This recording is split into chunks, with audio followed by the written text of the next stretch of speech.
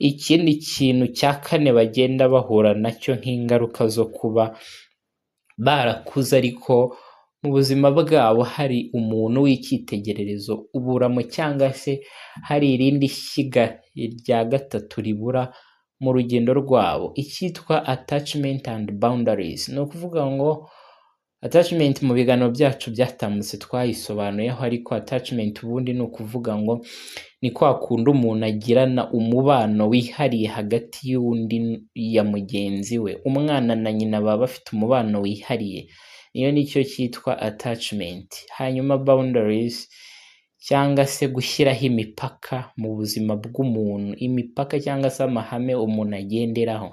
Nimba ari umuntu uvuga ati amasaha runaka niyo ngomba kuba nkoramo ibintu runaka, ubwo uba ugomba kubaha izo boundaries cyangwa se ayo mahame yashyizeho.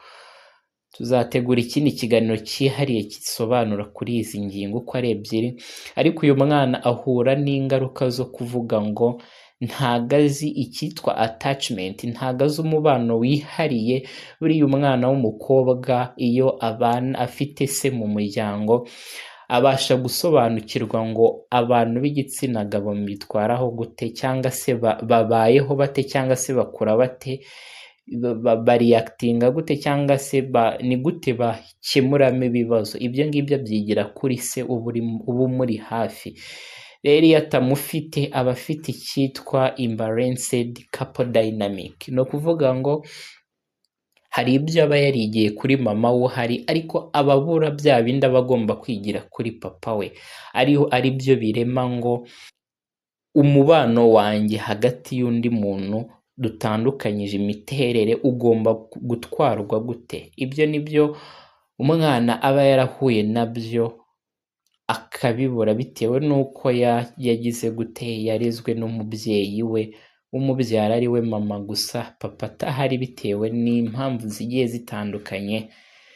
Ikindi ni uko kuri ibijyanye na boundaries, burya umubyeyi w'umugabo iyo ari mu rugo ashyiraho cyangwa se abahari bamuboneraho ikijyanye no gushyira ibintu kuri gahunda, cyangwa se kuvuga ati ibi ngibi nibyo biri bukorwe, biriya si biri bukorwe. Ariho wa mwana akura yiga ku bijyanye no gushyiraho amahame cyangwa se amategeko n'amabwiriza ubuzima bugomba kugenderwaho.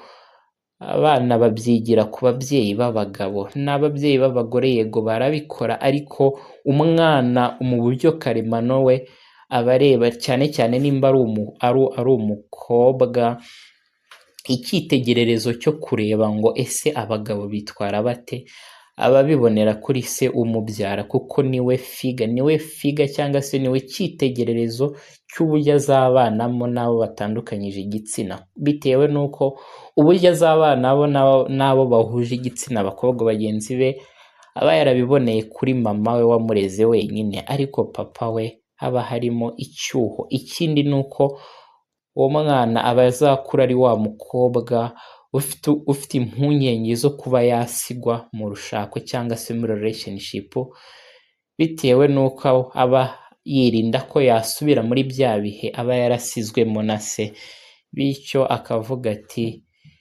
ndashimisha buri umwe wese umbwiye ikintu runaka. Aba afite za behavior twabonye zitwa people pleasing, aba ari wa muntu ubereyeho gushimisha abandi wakiyibagirwa bitewe n'impungenge z'uko yasigwa.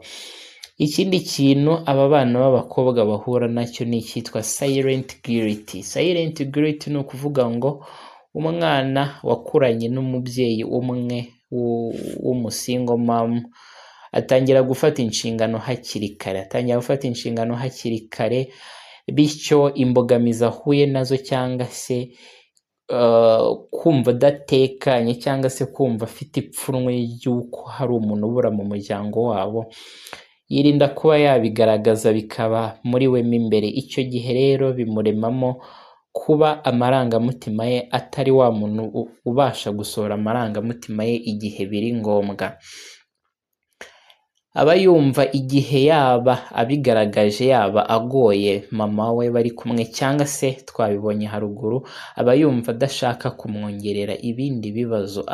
Ikindi aba yumva yuko nawe agomba kurwanirira ishyaka umubyeyi umwe wamureze ari we mama we, aba yumva agomba kumubera nk'umutabazi, bityo bikamusunikira gutangira gufata inshingano akiri mutoya.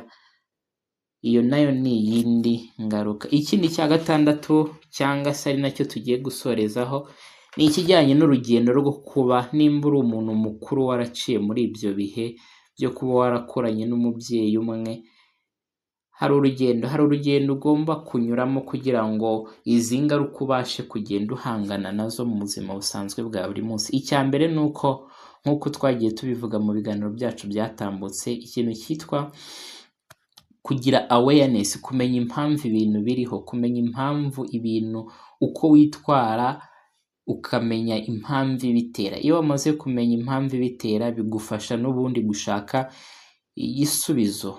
Kimwe mu kintu cya mbere gishishikarizwa abantu baba barahuye n'izi mbogamizi zishingiye ku marangamutima ni ugukora ibyitwa self love. Iyo wikunze cyangwa se iyo ushaka umwanya wo ukawiharira, ugakora ibintu ukunda, ugakora ibintu ushaka, bigufasha kongera kwitekerezaho mu buryo bw'amarangamutima ndetse no kugumya wisobanukirwa, kuko iyo umuntu yisobanukiwe amenya intege nke zishingiye ku marangamutima afitanye isano n'ahahise ho mu bwana, bityo bikamufasha kumenya ngo ese ibyatuma mpura n'ingaruka mu buzima busanzwe. Urugero, nimba umenye ko uri umuntu uhora uvuga, bigora kuvuga oya, icyo gihe uba ugomba kumenya yuko uko byagenda kose ibyo wemera gukora harimo ibyo uba utiteguye gukora, ahubwo uba wabyemeye bitewe n'uko wahuye n'izo ngaruka. Iyo rero wamenye ko iyo people pleasing behavior cyangwa se ugorwa no kuvuga oya,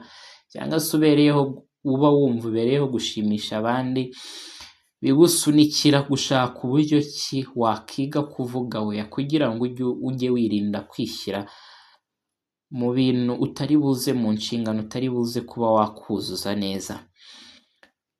Ibi ni bimwe mu by'ingenzi ugomba kuba wakora. Icyo cyari icya mbere, ariko icya kabiri nanone ni ugukora ingingo twagiye tuganiraho kenshi yitwa inner child work, kugira icyo uhindura ku hahise hawe ho mu bwana. Bigufasha kureba ibyo wabitse muri wowe, wibitse muri wowe, wanze kugaragaza igihe wari uri kwibwira uti ntabangamira mama wandeze ari we wenyine, bityo bikagufasha kumenya ngo impamvu nakoraga cyane nuko nashakaga kwirinda ko nafeiringa mu buzima kugira ngo ntababaza mama wambyaye. Bityo iyo umenye yuko hari ibitaragenze neza mu gihe cyahise, umenye uko uri buze kubikemura, umenye uko uri buze kubikemura. Iyi nayo ifitanye isano n'iyo ngingo twari tumaze kuvuga ijyanye no kwisobanukirwa. Aha ngaha niho usubiza amaso inyuma kuri iyi inner child work, ni ukuvuga ngo kugira ibyo ukora ku mwana w'ahahise wahawe uba ukurimo, kubera ko uko umuntu aba yitwara bishingiye ku hahise he, ni ukuvuga ngo ni bya bindi biba bitarujujwe mu gihe cy'ubwana. Niyo mpamvu rero ari ingenzi kuba wasubiza inyuma ukareba bya bindi, ya myitwarire ufite ifitanye isano n'ahahise hawe ho mu bwana, ukagerageza kugira icyo uhinduraho. Turabashimiye cyane ku bantu badukurikiranye kuri iyi ngingo igaruka ku bana b'abakobwa baba bararezwe na ba mama babo gusa ariko babura umubyeyi w'umupapa. Ingaruka bagenda bahura nazo n'ikizitera n'impamvu yazo nibyo twagarutseho muri kino kiganiro. Gusa igice cya kabiri tuzagaruka tureba noneho tuvuga tuti ese noneho ku muntu ubashije kumva kino kiganiro ariko akaba ari umusingle mom ufite umwana ukiri mu myaka yo hasi, mu by'ukuri utarakura ngo atangire guhura n'ingaruka yahuye nazo muri iki gihe akiri mutoya, ese ni iki umubyeyi w'umumama yagerageza gukorera wa mwana we w'umukobwa kugira ngo agerageze kumurinda izi ngaruka zishobora kuba zashingira ku kuba umwana mu buzima bwe atabona cyangwa se atabona umwanya uhagije wo kuba yaba ari kumwe na se, cyangwa se n'uwo mwanya